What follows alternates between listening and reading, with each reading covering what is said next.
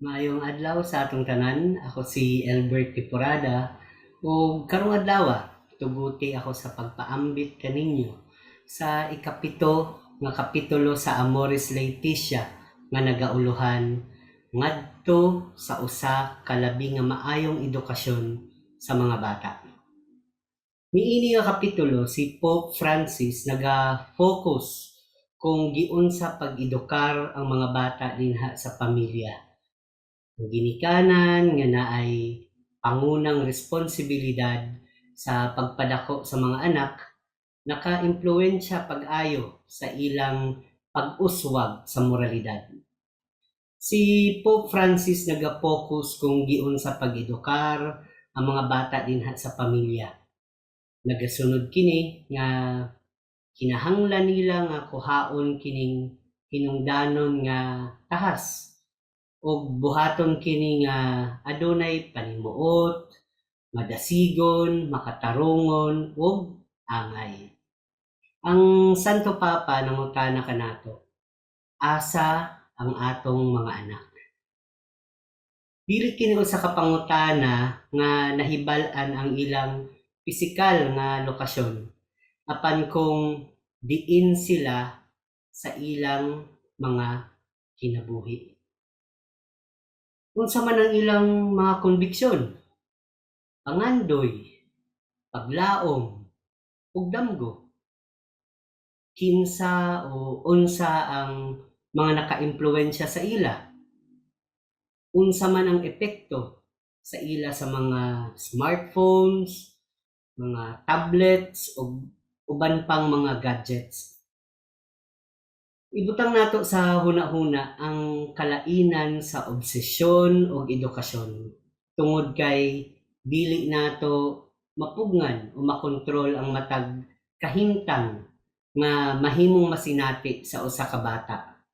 Kung gusto nato nga matudloan sila, mapalig-on sila, ug maandam sila sa pag-atubang sa mga hagit sa kinabuhi.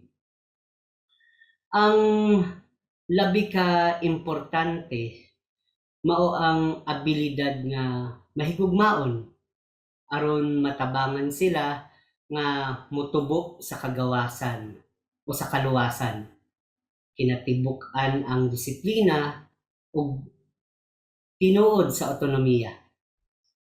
Niini nga pagpaagiha makag-iya ang mga bata kung unsa ang kinahanglan aron sila makalikay ug maglihok sila nga maalamon ug mabinantayon labi na sa mga panahon nga makasugat sila og mga kalisod. Una natong hisgutan ang kinabuhi sa pamilya ingon usa ka matulun-anon nga kahimtang. Ang edukasyon sa mga bata mahitabo sa pamilya, di ba? Sama sa giingon sa Amoris Laetitia 274, ang pamilya mao ang una nga eskwelahan nga nagtudlo kanato sa bili sa tawo, diin nahibaw-an nato ang maalamon nga paggamit sa kagawasan.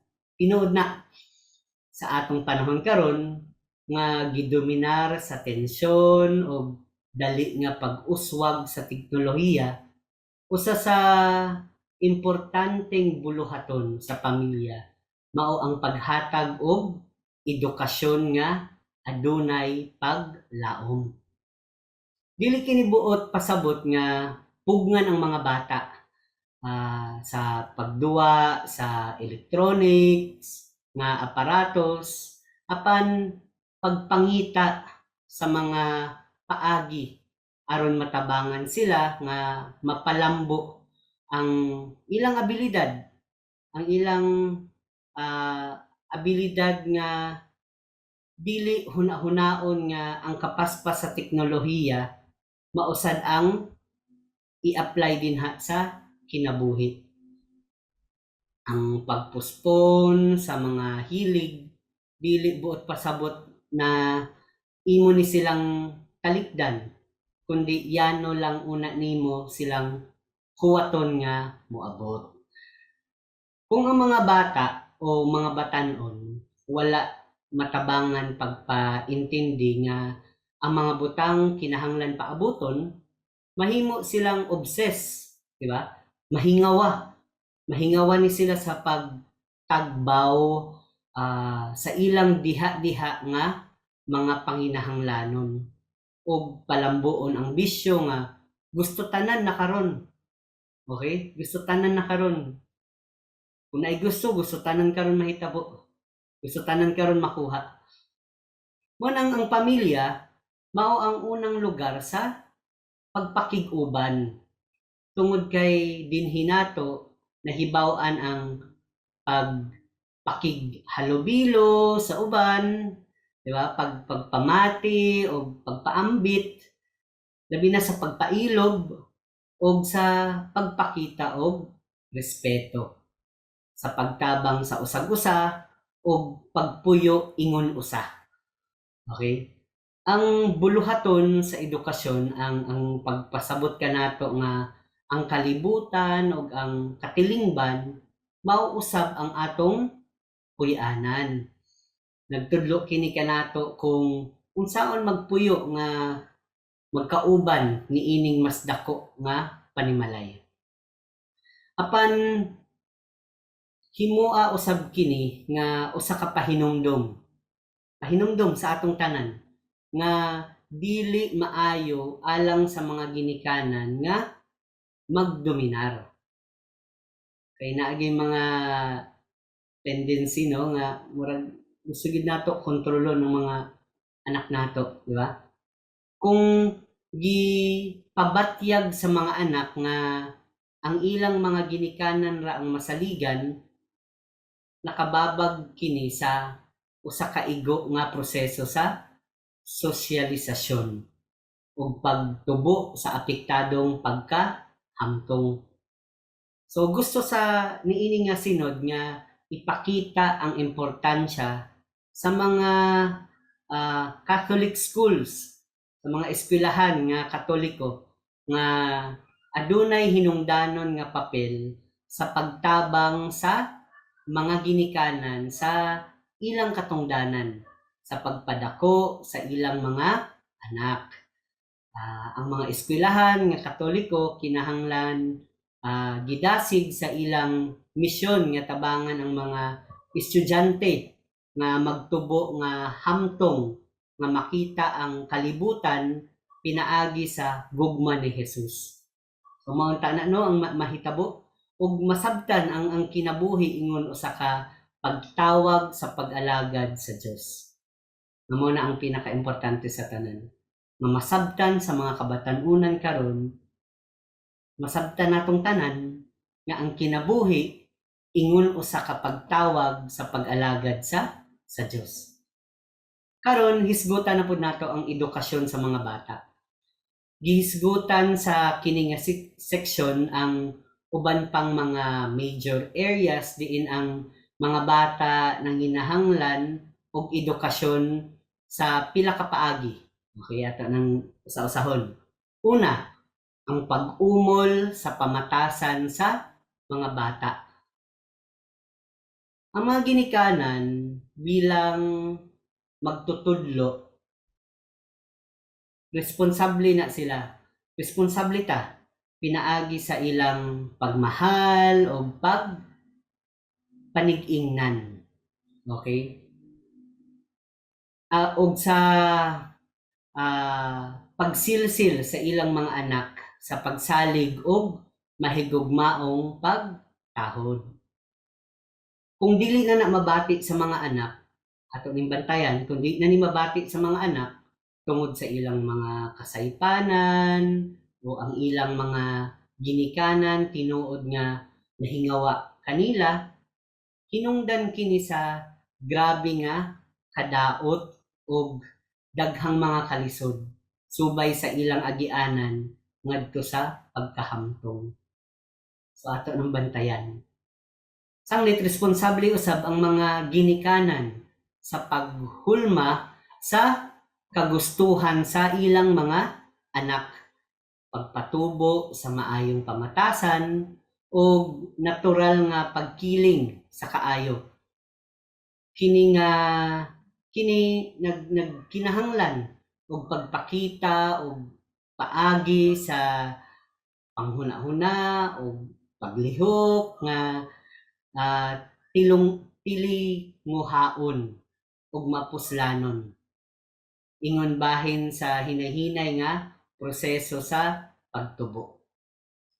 Ang usa ka maayo nga edukasyon sa pamatasan iuban sa pagpakita sa usa ka tawo nga kini alang sa iyang kaugalingon nga interes nga buhaton ang maayo. So karon dili na kaayo epektibo ang pagdemand og usa ka butang nga nanginahanglan og paningkamot og sakripisyo. Diba ang bantayan nato sa mga bata karon nga murag kung dili klaro ang mga benepisyo nga mahimo niini, di ba? Di pud sila maningkamot, di pud sila magsakripisyo. Okay? So, mo nang sa katapusan, ang edukasyon sa moralidad adunay kalabutan sa pag-ugmad, pag-cultivate sa kagawasan, pinaagi sa mga ideya, insentibo, praktikal nga aplikasyon, pagpadasig, gantimpala, panag-ingnan, modelo, simbolo, pamalandong, di ba? Pagdasig, dialogo, ug kanunay nga paghuna-huna, pag-usab sa kung unsaon pagbuhat sa mga butang. Kining tanan makatabang sa pagpalambo sa malig-on nga prinsipyo nga mogiya kanato sa kusog nga paagi sa pagbuhat og maayo. Okay? So ikaduha nato nga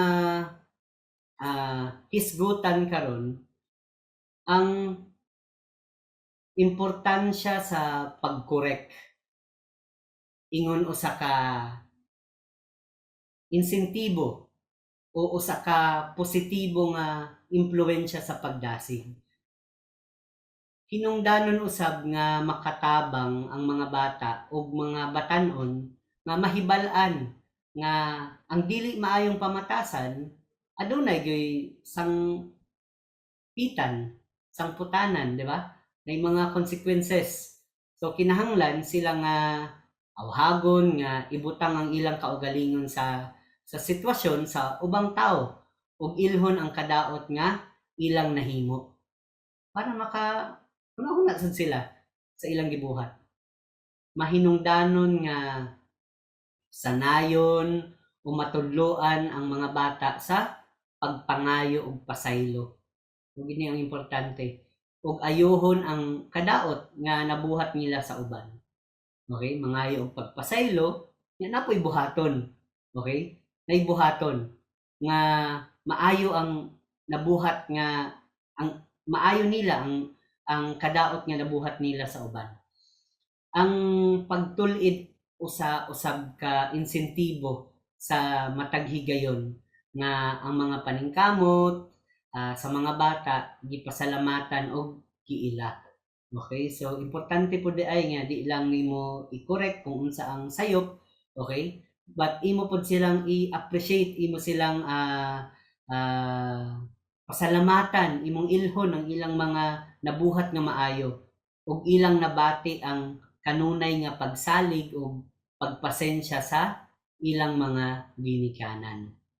So hinumdumi nga hinungdanon nga ang disiplina dili mo sangpot sa pagkaluya na hinunoa mahimog usa ka pagpadasig sa dugang nga pag-uswag. So mo na ang atong hinumduman nga kung magdisiplina ta dili unta mo sangpot sa pagkaluya kundi pagkadasig dugang nga sa dugang nga pag-uswag. So ikatulo, ang atong hisgutan ngari sa atong edukasyon sa mga bata, ang pagpanginahanglan or ang panginahanglan alang sa sex education, unsaon nato sila pasabot aning sex education. Dili sayon ang paghisgot sa issue sa sex education sa usa ka panahon nga diin ang sexualidad, kalagmitan nga mahimo nga dili kaayo hinungdanon. Makita ra kini sa sulod sa gambalay or sa framework sa usa ka edukasyon alang sa gugma, alang sa paghatag sa kaugalingon. Sa ingon nga paagi, ang sinultian sa sexualidad dili mahimong makaluluoy nga gihikawan apan nalamdagan o gipayaman. Ang sexual nga pag-aghat mahimong magdumala pinaagi sa usa ka proseso sa pagtubo sa pagkahibalo sa kaugalingon o pagpugong sa kaugalingon nga makahimo sa pag-amuma sa hinungdanon nga mga kapasidad alang sa kalipay ug alang sa mahigugmaon nga pagtagbo.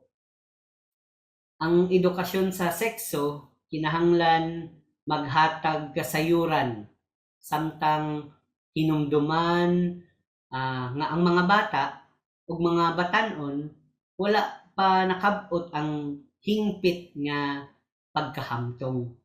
So ang kasayuran kinahanglan moabot sa husto nga oras ug sa paagi nga haom sa ilang edad. So dili makatabang nga mapuno sila sa mga datos nga wala usab sila matabangan nga mapalambo ang ilang kritikal nga panghuna-huna sa pag-atubang labi na sa pag-atake sa mga bag-ong ideya ug suhestyon ang pagbaha sa pornografiya ug ang daghang karga sa mga stimulus nga mahimong makadaot sa sexualidad.